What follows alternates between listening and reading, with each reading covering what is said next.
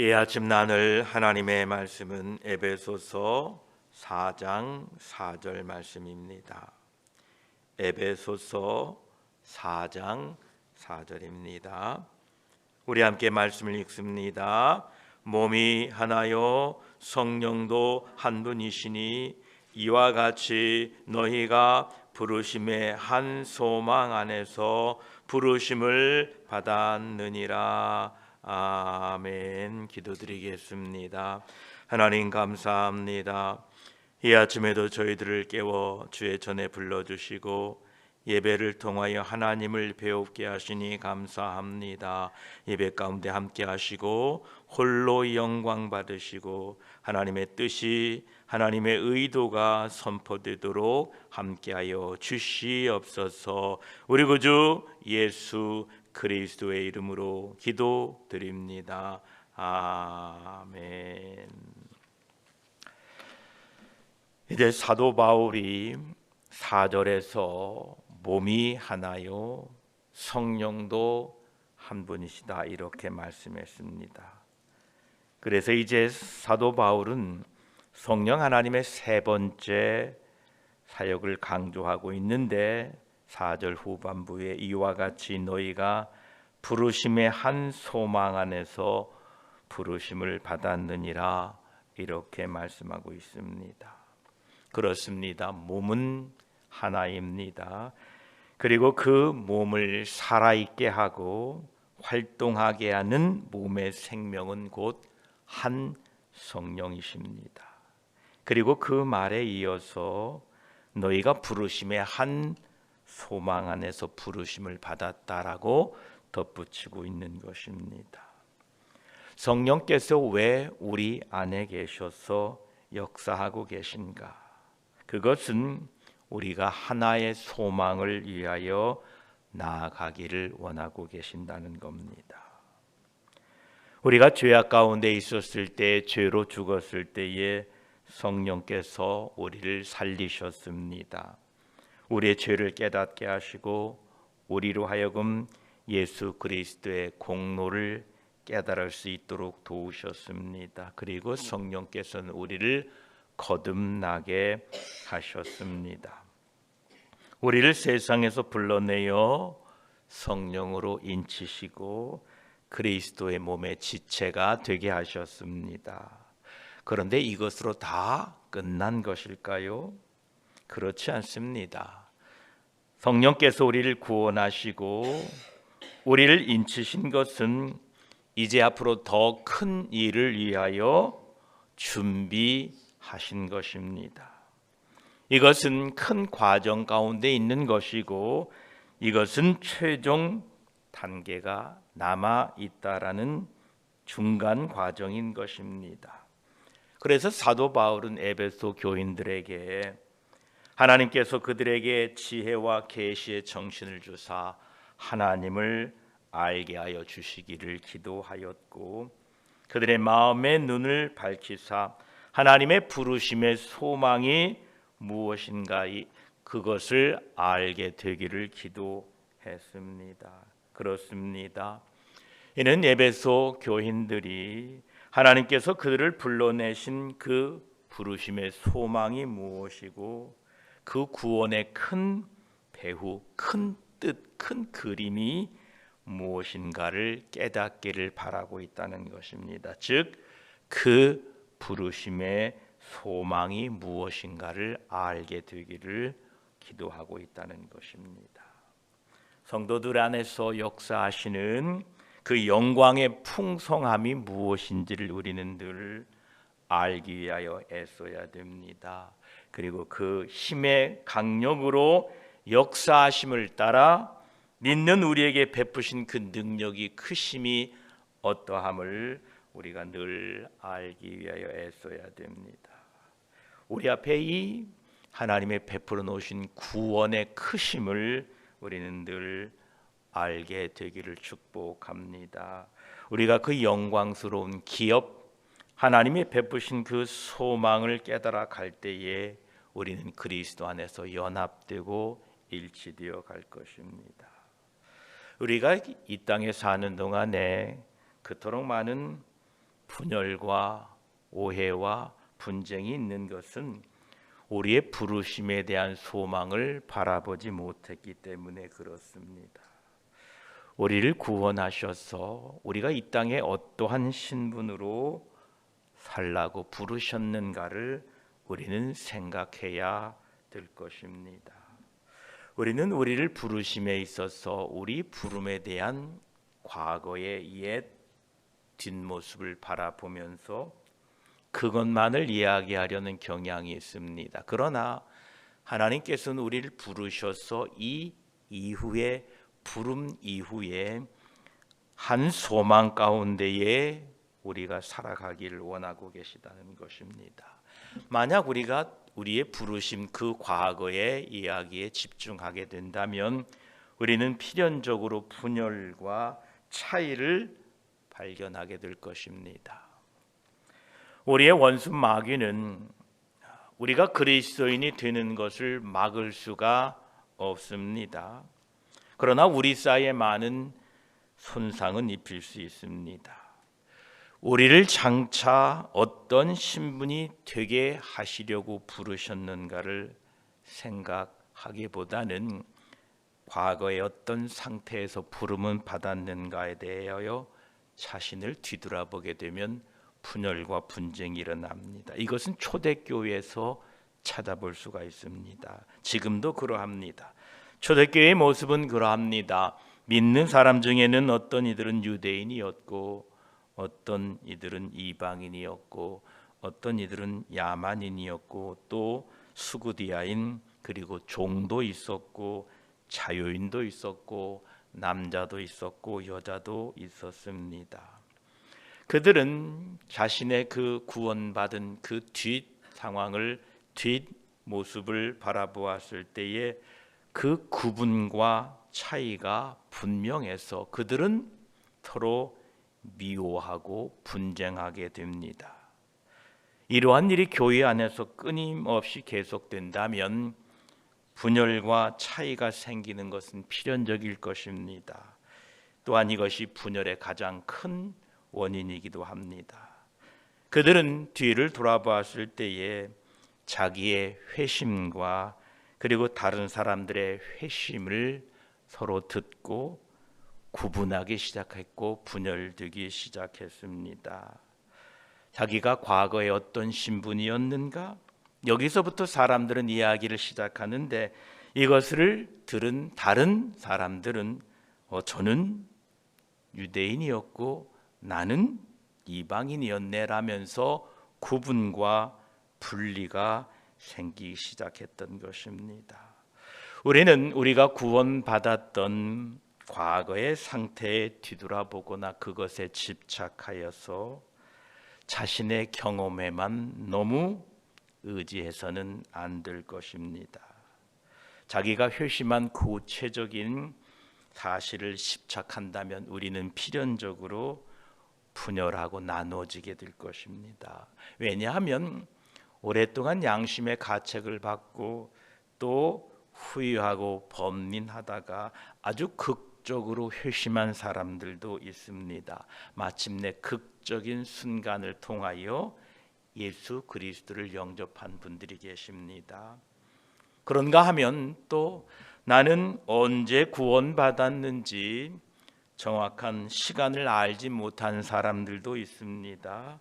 그들은 자신이 구원받은 그 구체적인 시간이나 사건을 찾아낼 수가 없습니다. 그렇지만 그들은 알고 있습니다. 그는 구원받았다는 사실, 죽은 자들 가운데 있었으나 이제는 예수 그리스도 안에서 살아있다는 것을 알게 됩니다. 그렇습니다. 우리의 과거의 구원의 상태가 어떠하든지 거기에 집중하게 되면 우리는 분열 또 분쟁이 생기게 됩니다.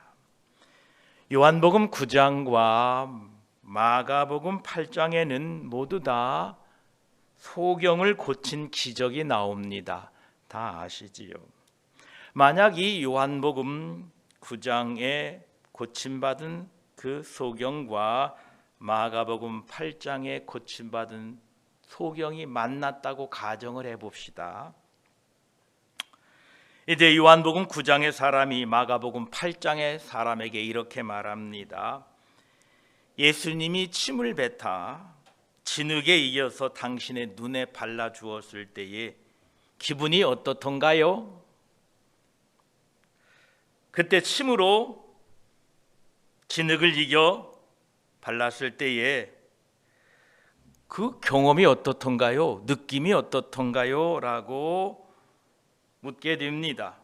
그때에 마가복음 8장에 소개되어서 고침받은 사람은 아니 침으로 진흙을 바르다니요? 나는 그런 경험이 전혀 없는데요? 라고 대답을 합니다. 그러자 이 요한복음 9장에 고침받은 사람은 뭐라고요? 당신은 예수님이 침으로 진흙을 이겨 당신의 눈에 발라주었던 것을 기억하지 못한단 말입니까? 이 사람은 지금 모든 소경이 자신처럼 고침받아야 된다는 거고 그렇게 되어야 하는 것을 믿고 지금 이야기하고 있는 겁니다. 그때 기분이 어쨌는가를 묻고 있는데 기억이 안 난단 말이요 라고 말합니다. 그러자 마가복음 8장에 사람은 내 눈에는 아무것도 발라주지 않던데요 라고 서로 자신의 구원받은 과거의 이야기를 막 하고 있지만 두 사람 다 도무지 알 수 없는 이야기만 하고 있는 것입니다. 그래서 요한복음 9장에 고침받은 소경은 결론적으로 이렇게 말합니다. 이것 봐요. 나는 당신이 고침을 받았다는 사실을 도대체 믿을 수가 없소. 당신은 아직도 소경인 것이요. 주님이 당신의 눈에 진흙을 바르지 않았다면 당신은 지금도 소경이요라고 둘이 다투고 있다고 가정해 봅시다. 아마 여기에서 진흙파 그리고 비진흙파 교파가 나눠질 것입니다. 우리가 구원받은 과거에 매달려 있지 않아야 된 이유가 여기 있습니다. 왜 무엇을 위하여 구원해 주셨는가를 우리는 더 집중해야 될 이유가 있다는 것입니다. 사도 바울은 이 문제를 빌립보 3장 13, 14절에서 이렇게 해결점을 제시해주고 있습니다. 형제들아, 나는 아직 내가 잡은 줄로 여기지 아니하고 오직 한 일, 즉 뒤에 있는 것을 잊어버리고 앞에 있는 것을 잡으려고 표대를 향하여 그리스도 예수 안에서 하나님이 위에서 부르신 부름의 상을 위하여 달려가노라 라고 말씀하고 있습니다. 우리가 과거의 이야기를 아무리 늘어놓은들 소용이 없습니다. 그것은 이미 다 지나간 것입니다. 성경은 아무에서도 우리들이 구원받은 정확한 시간이나 혹은 어떤 성경 구절로 인하여 구원받게 되거나 혹은 어떤 목사님을 통하여 구원받았다는 것을 될 수 있어야 한다라고 가르치지 않습니다. 그런 것은 중요치 않습니다. 중요한 것은 지금 우리가 예수 안에 있다는 것입니다. 우리가 현실에만 집착하게 되면 이런 분쟁을 일으키게 됩니다. 우리는 정치나 세상의 일에 너무 집중하게 되면 교회 안에서 서로 분열하게 됩니다. 어떤 사람은 전쟁을 옹호하고 어떤 사람은 전쟁을 반대합니다. 어떤 사람은 자기가 좋아하는 정치적인 견해가 있지만 다른 사람은 그 견해와 반대되는 견해를 가질 수도 있습니다. 어떤 사람은 보수주의자이기도 하고 어떤 사람들은 진보주의자이기도 합니다. 어떤 사람은 자유주의자이기도 합니다. 이렇게 세상에 대하여 현실에 집중하고 세상에 집중하게 되면 교회는 분열되게 됩니다. 그래서 과거의 일도 아니고 현 세상도 아니고 우리는 미래에 우리 눈앞에 있는 부르심의 한 소망에 대하여 서로 집중하고 그 소망을 바라보고 갈 때에 우리는 연합과 일치를 이루게 되는 것입니다. 이제 우리가 우리의 눈앞에 있는 부르심의 소망을 바라보고 우리가 이 땅을 살아가야 됩니다. 우리가 세상 일에 관심을 두지 말라라는 이야기가 아닙니다. 우리가 세상 일에 너무 관심을 갖게 되면 우리 교회에 있는 성도들이 그 문제로 영향을 받아서 우왕좌왕하다가 결국은 우리에게 주신 소망, 그 거룩한, 그 복된 한 소망을 잊어버리게 되기 때문에 그렇습니다.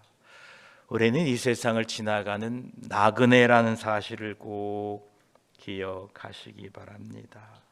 사도 바울은 우리 앞에 있는 한 소망을 바라보아라 이렇게 권면하는데 고린도후서 5장 2절에 이렇게 말씀합니다. 참으로 우리가 여기에서 탄식하며 하늘로부터 오는 우리 초소로 덧입기를 간절히 사모하노라. 이 한 소망이 우리 가운데 있어야 합니다. 고린도전서 13장 12절은 또 말씀하십니다. 우리가 지금은 거울로 보는 것 같이 희미하나 그때에는 얼굴과 얼굴을 대하여 볼 것이요 지금은 내가 부분적으로 하나 그때에는 주께서 나를 아신 것 같이 내가 온전히 알리라 라고 말씀하십니다. 사도 바울이 있던 그 시대의 거울은 우리처럼 이런 유리 거울이 아니라 청동 거울이었기 때문에 거울로 보면 희미하다고 합니다. 그런데 그때가 되면 얼굴과 얼굴을 대하여 볼 것이고 그때가 되면 부분적으로 아나 모든 것을 알고 온전케 되리라는 이 소망을 우리가 붙들고 바라보고 살아야 될 것입니다. 오직 한 소망이 있으며 우리 모두에게는 같은 소망이 있습니다. 우리는 모두 같은 소망, 그 영광을 향하여 나아가고 있는 것입니다. 거기에는 구분이나 차이가 없습니다. 이렇게 구원받았으면 어떻고 저런 상태에서 구원받았으면 어떻고 지금 상태가 이러면 어떻고 저러하면 어떠합니까? 우리는 우리 앞에 놓여져 있는 그 한 소망을 바라보시고 나가야 됩니다.